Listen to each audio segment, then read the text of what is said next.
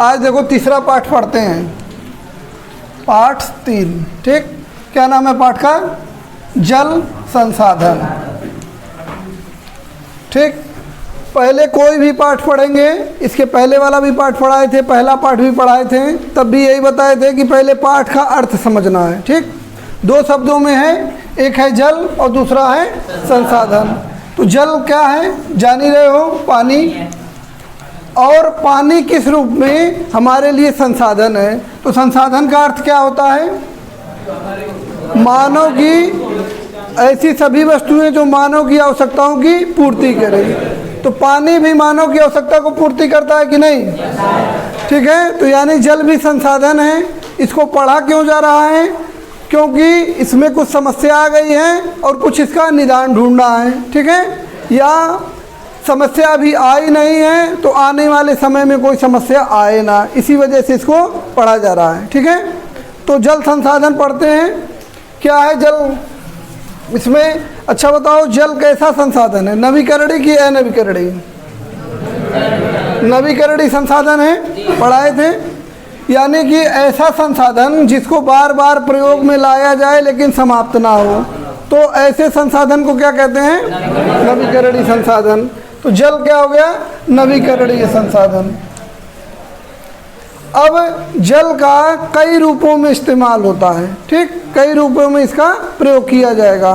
तो जल का जो प्रयोग किया जाता है वो कहाँ कहाँ किया जाता है? पेयजल के रूप में, ठीक है, सिंचाई, उद्योग, ठीक है, घरेलू कार्य हो जाएगा। घरेलू कार्य में सब आ जाएगा, खाना बनाना, नहाना धोना सब आ जाएगा, घरेलू कार्य। ठीक है, ये सब क्या हो गया? जल का उपयोग हो गया। ठीक, लेकिन जो जल पाया जाता है पृथ्वी पर, सभी का उपयोग हम इस कार्यों में नहीं करते हैं। ठीक है, पृथ्वी पे जितना जल पाया जाता है, पृथ्वी का अगर मान लो ये भाग है, पूरा पृथ्वी है, तो इसका 3/4 भाग, लगभग 71%, और कहीं कहीं लिखा रहेगा 3/4 भाग। ठीक है, तो 3/4 भाग, मान लो इसको 4 भागों में बांटेंगे तो इसका एक हिस्सा बस जमीन है और बाकी 3 हिस्सा क्या है? जल है। लेकिन इतना जल होने के बाद भी हमारे लिए ये कार्य करना आसान नहीं हो पा रहा है। कुछ समस्याएं हैं, वो क्या क्या समस्याएं इसी पाठ में पढ़ेंगे। ठीक, अब ये जल जो है इसका लगभग 97% भाग आपके उसमें दिया किताब में 96, कहीं 96 देगा, कहीं 97.5 देगा, कहीं 97.25 देगा। तो अभी एक मोटा मोटी हिसाब पढ़ लेते हैं, मतलब 2 या 3% जल, ये 97% जल जो है खारा है। ठीक है, और 3% जल ही मीठा है। मीठा का मतलब उसमें चीनी नहीं डाला है, मीठा का मतलब वो नमकीन नहीं है। ठीक है, या इसी को ताज़ा जल कहते हैं, फ्रेश वाटर कहते हैं। ठीक, अब इस मीठे जल में, अब जैसे इस मीठे जल में जितना भी जल है, 97% जल तो खारा हो गया, तो उस खारे जल को छोड़ देते हैं। अब 3% जल पे आते हैं। अगर इस 3% जल को 100% मान लिया जाए, ठीक है, जैसे जितना भी जल है उसको, मीठा जल उसको 100% मान लिया जाए, तो इसका लगभग 75%, कहीं कहीं 70% भी मिलेगा। तो इसमें कंफ्यूज नहीं होना है। 70 से 75% भाग बर्फ के रूप में या ग्लेशियर के रूप में जमा है। ग्लेशियर क्या होता है बताओ? ग्लेशियर क्या होता है? पर्वतीय क्षेत्रों में और उच्च अक्षांशीय क्षेत्रों में। ठीक है, उच्च अक्षांशीय क्षेत्रों में और पर्वतीय क्षेत्रों में, जैसे ध्रुवीय क्षेत्रों में या पर्वतीय क्षेत्रों में बर्फ जो है जमकर बहुत बड़े बड़े मैदान का निर्माण करती है, तो उसी को हम क्या कहते हैं? ग्लेशियर। तो सबसे बड़ा जो ग्लेशियर है वो कहाँ पे है? अंटार्कटिका पे। सियाचिन तो हिमालय पर पाए जाने वाला है ना। अंटार्कटिका पे विश्व का सबसे बड़ा ग्लेशियर है। अंटार्कटिका दक्षिण में पाया जाने वाला एक महाद्वीप है, एकदम दक्षिणी ध्रुव पर, और ये पूरा महाद्वीप कई किलोमीटर की बर्फ जमी हुई है। ठीक है, कई किलोमीटर का इस पे बर्फ जमा है। इतना बर्फ है कि अगर ये पिघल जाएगा तो समुद्र का जल स्तर बढ़ जाएगा, और समुद्र का जल स्तर बढ़ जाएगा तो तट के किनारे जितने भी बड़े बड़े शहर हैं वो डूब जाएंगे। इसे कलकत्ता समुद्र के तट पे है ना, डूब जाएगा। मुंबई डूब जाएगा, ठीक है। तो अंटार्कटिका पे है और उत्तरी ध्रुव पर है, ये दक्षिणी ध्रुव पर है अंटार्कटिका, और उत्तरी ध्रुव पर भी कुछ है। तो उत्तरी ध्रुव पर जो है उसमें प्रमुख है ग्रीनलैंड, एक ज़मीन वाली जगह है, द्वीप है ग्रीनलैंड। तो ग्रीनलैंड में भी बर्फ़ जमा है या ग्लेशियर है। तो लगभग मीठे जल का 75% भाग ग्लेशियर के रूप में है, ठीक है। ध्यान से सुनो, अभी इसी में से क्वेश्चन बनेगा। अब 75% भाग ग्लेशियर के रूप में चला गया और जो शेष जल है, ठीक है, 25% या 30%, मान लो किताब में है तुम्हारे 70%, ठीक है। अब उसमें 30% लिखा है कि 30% भौम जल है। अब भौम जल क्या होता है, ठीक है, किताब में लिख दिया है भौम जल, लेकिन सिर्फ भौम जल नहीं है। देखो, एक भौम जल होता है, एक सरफेस वाटर होता है, एक ग्राउंड वाटर होता है, एक सरफेस वाटर होता है। तो सरफेस वाटर को सतही जल कहते हैं। तो इसका लगभग अधिकतर भाग, लगभग 25 से 28% भाग, लगभग अगर 25 से 28% भाग लगभग भूजल है, भौम जल है। भौम जल क्या होता है, ग्राउंड वाटर, यानी कि ज़मीन के नीचे जो पाया जाता है। नल गाड़ते हो तो नल गाड़ते हो तो पानी ज़मीन के अंदर से आता है ना, तो वो जल है ये, ठीक। और उसके बाद जो भाग बचा 5 से लेकर 3% के बीच में, ये वाला जल जो है सतही जल है, या जितना भी जल है इसी में वाष्प भी है। जैसे जलवाष्प भी होता है, जैसे गर्मी हुई, गर्मी होने की वजह से जल वाष्प में बदल जाएगा कि नहीं, तो जो वाष्प मिलकर बना है वो भी इसी में है। जितना नदी में देख रहे हो जल, वो भी इसी में है। तालाब में, नहर में, गड्ढे में जितना जल है वो इसी 3 से 5% के बीच में है, ठीक है। 3 से 5% या 2 या 3% माना जाता है कि वो गड्ढे या नहर में है, या जितना भी जल हमको सतह पर दिखाई दे रहा है। बाकी 25% जल भौम जल है और 70% जल तुम्हारा उसमें है ग्लेशियर के रूप में, ठीक है। क्वेश्चन पूछा था पीजीटी 2016 में, पीजीटी जान रहे हो, प्रवक्ता का एग्जाम जो होता है, या कहीं भी पूछा जा सकता है। पूछा था कि सबसे अधिक जल निम्न में से कहाँ पाया जाता है, ठीक है। तो दिया था नदी में, तालाब में, भौम जल, और इनमें से एक 4 ऑप्शन था, 3 ये था और एक शायद जो है कुछ गड्ढा उड्ढा करके था, ठीक है। तो भौम जल ही होगा। ग्लेशियर अगर ऑप्शन में नहीं है, अगर ग्लेशियर है तो ग्लेशियर होगा, और ग्लेशियर नहीं है तो भौम जल होगा, ठीक है। समझ में आया? चलो अब देखते हैं अगला। ये समझ में आया कि जल, मीठा जल कितना कम है, एक चीज़ पता चली। अब देखो, भारत में जितना जैसे जल जो प्राप्त होता है वो नवीकरणीय संसाधन है, तो पता है, और वर्षा के माध्यम से जल प्राप्त होता है। तो भारत में जो जल है उसका 4% भाग ही वर्षा होती है। जितनी वर्षा पूरे विश्व में होती है उसका 4% वर्षा मात्र भारत में होता है, ठीक है। और भारत में पूरे साल भर वर्षा होती है नहीं, कुछ ही महीने में होती है। 3 से 4 महीना अधिकतर वर्षा होगी, बाकी समय पे वर्षा नहीं होगी। मानसूनी वर्षा का जलवायु का क्षेत्र है ना। अब जो है इसकी वजह से जल का संकट उत्पन्न हो गया है, ठीक। जल का संकट को इसमें जल दुर्लभता कहा गया है। अब जल दुर्लभता क्या चीज़ है इसको देखते हैं एक बार।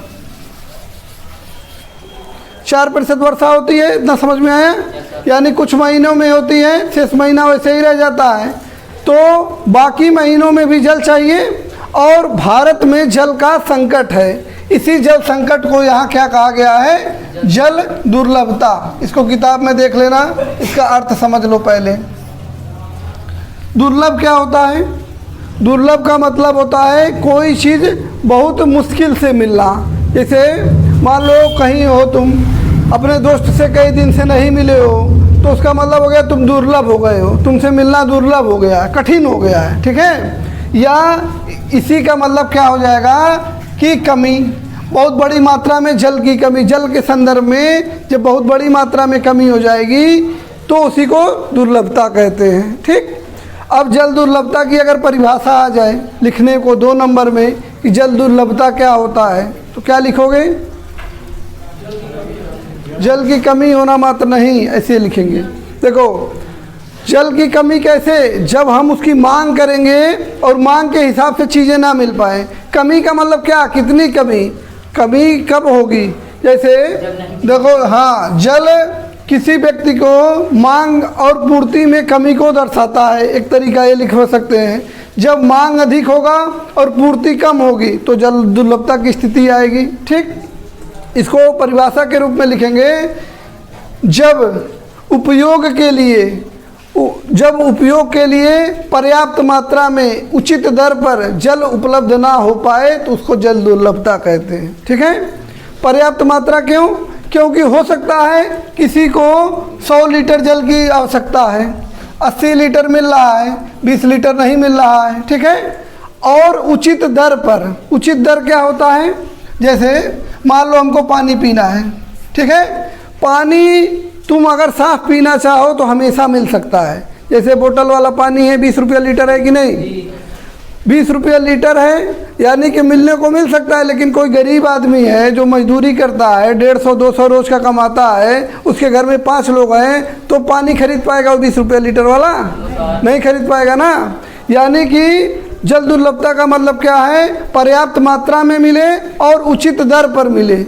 ठीक है, पर्याप्त मात्रा में और उचित दर पर अगर जल नहीं मिलता है तो उसी को जल दुर्लभता कहेंगे। ठीक, सामान्य शब्दों में समझो कि जल की आपूर्ति मांग के अनुरूप ना हो पाना ही जल दुर्लभता है। मांग के अनुरूप जितनी मांग है उतनी अगर जल आपूर्ति नहीं हो पा रही है, ठीक है, मांग अगर मान लो अधिक है तो जल आपूर्ति अधिक होनी चाहिए, लेकिन जल आपूर्ति अगर अधिक नहीं हो रही है या पूरी नहीं हो रही है तो जल दुर्लभता होगी। ठीक, तो इसका सामान्य परिभाषा क्या हो जाएगा? हाँ, उसे जल दुर्लभता कहते हैं। तो इसको इसे भी कह सकते हैं, मांग के अनुरूप जल की आपूर्ति ना होना ही जल दुर्लभता है। ठीक है, समझ में आया? मांग जैसे रहेगी तो मांग के लिए उचित दर भी जरूरी है कि नहीं? दर वगैरह भी लगा देंगे तो थोड़ा और बढ़िया परिभाषा होगी, नहीं तो एक परिभाषा लगा देंगे तब भी सही है। ठीक, 2 नंबर में बस इतना ही लिखना है।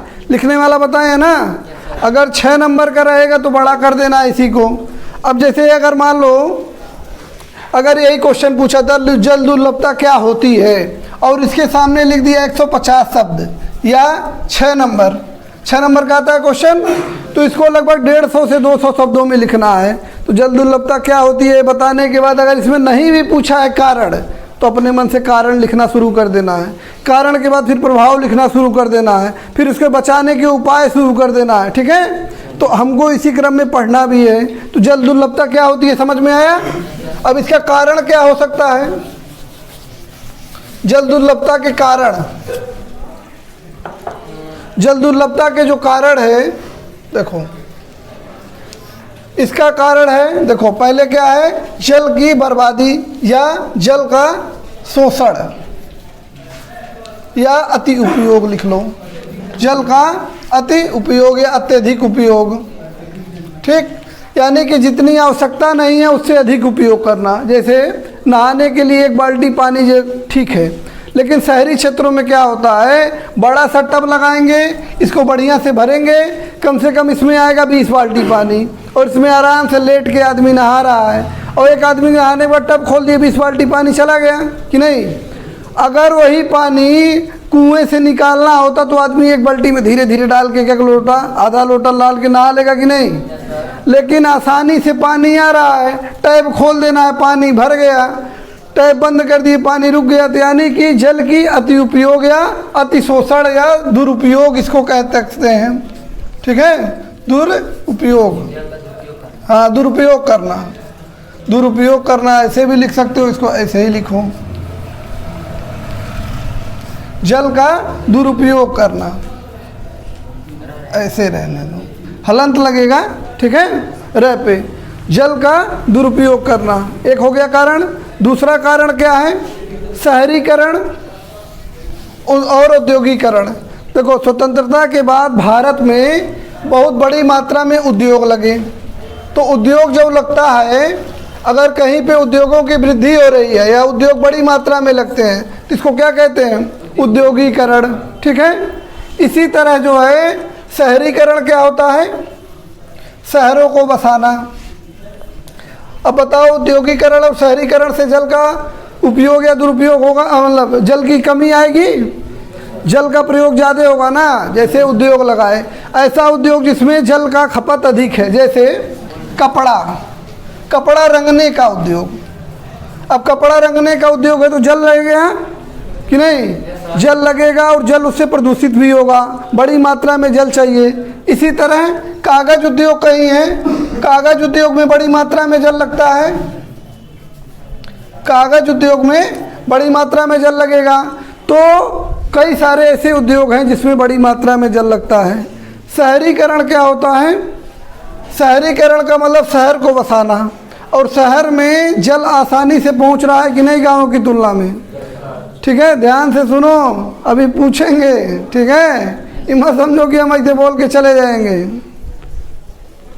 शहरीकरण क्या होता है? शहर बसाना, और शहरों में जल पाइपलाइन से पहुंचता है, पाइप से पहुंचा तो टोटी के माध्यम से या टैप के माध्यम से। तो जो हैंडपंप से जल उपयोग कर रहा है उसकी तुलना में ज़्यादा उपयोग करते हैं कि नहीं? जितना ज़रूरत है उससे ज़्यादा। जैसे घर धोना है, अगर हैंडपंप से निकाल के धोना है तो 1 बाल्टी काम चल गया, और अगर टैप से धोना है तो पाइप लगाए बस ऐसे चलाए जा रहे हैं इधर उधर कि नहीं? तो ये जल की बर्बादी है कि नहीं? तो जल की बर्बादी शहरीकरण से भी हो रही है। अभी इसी को लिखना है कारण में, कल का क्वेश्चन रहेगा। पांचवा क्या हो जाएगा? चौथा क्या हो जाएगा? जनसंख्या वृद्धि। जनसंख्या वृद्धि हो सकती है कि नहीं? वही सब जितने वन वाले में थे समस्याएं, वही सब तो कारण है। वन जिस कारण से काटे जा रहे थे, शहरीकरण औद्योगिकरण हुआ था। जनसंख्या जब बढ़ेगी तो पानी की मांग बढ़ेगी कि नहीं? ठीक है। अब देखो, जनसंख्या बढ़ेगी तो पीने के लिए तो पानी बढ़ेगा मांग, नहाने के लिए, यानी कि इसको सीधे लिख दो घरेलू उपयोग, और अनाज भी अधिक उपजाना पड़ेगा कि नहीं? जनसंख्या बढ़ेगी तो अधिक अनाज उपजाना है तो अधिक सिंचाई, बढ़िया सिंचाई करना पड़ेगा। तो सिंचाई की वजह से भी जल की मतलब अतिशोषण होगा या अधिक उपयोग होगा। ठीक है, जनसंख्या वृद्धि हो जाएगा। 4 हो गया। और क्या कारण हो सकता है बताओ? प्रदूषण, अभी उसको दूसरे में देख लेते हैं, अभी तो हम मात्रा में देख रहे हैं। ठीक है, ये मतलब इससे जल की मात्रा प्रभावित हो रही है, मतलब जल की मात्रा में अधिक उपयोग कर रहे हैं और उसकी मात्रा घट रही है। अब देखिए दूसरा क्या हो सकता है? गुणवत्ता। ध्यान से सुनो, 2 मिनट और है। गुणवत्ता में क्या होगा कि प्रदूषण होगा। अब प्रदूषण क्यों होगा? देखो, कहीं कहीं पे बाढ़ आता है, देखियो बाढ़ में खाना गिराया जाता है तो समझ में आता है कि पानी भर गया, कैसे खाना बनाएंगे, लेकिन पानी की बोतल भी गिराया जाता है। मालूम है कि नहीं? मालूम है? कभी बाढ़ वाले क्षेत्र में जाओगे तो खाना गिराने के साथ पानी की बोतल भी गिराते हैं, जबकि पानी चारों ओर फैला हुआ है। पानी चाहे तो पी सकते हैं ना, लेकिन प्रदूषण की वजह से उससे मलेरिया हो जाएगा, हैजा हो जाएगा, मर जाएंगे। तो प्रदूषण से क्या होगा? पानी उपलब्ध होते हुए भी इसकी गुणवत्ता खराब हो जाएगी और पानी बड़ी मात्रा में समझो बेकार हो गया। समझ में आया? और क्या हो सकता है इसका कारण? कुछ प्राकृतिक कारण भी हो सकते हैं। प्राकृतिक कारण क्या हो सकता है? प्राकृतिक कारण के वजह हो सकता है कि कम वर्षा हो। ठीक है, मान लो कुछ क्षेत्र ऐसे होते हैं जैसे मरुस्थलीय क्षेत्र, वहाँ कम वर्षा होती है, या कहीं ऐसा क्षेत्र है जहाँ पर सूखा पड़ जाए तो इसकी वजह से भी जल दुर्लभता हो सकती है कि नहीं? तो ये सभी कारण मिला के लिखना है। चलो क्वेश्चन लिखो।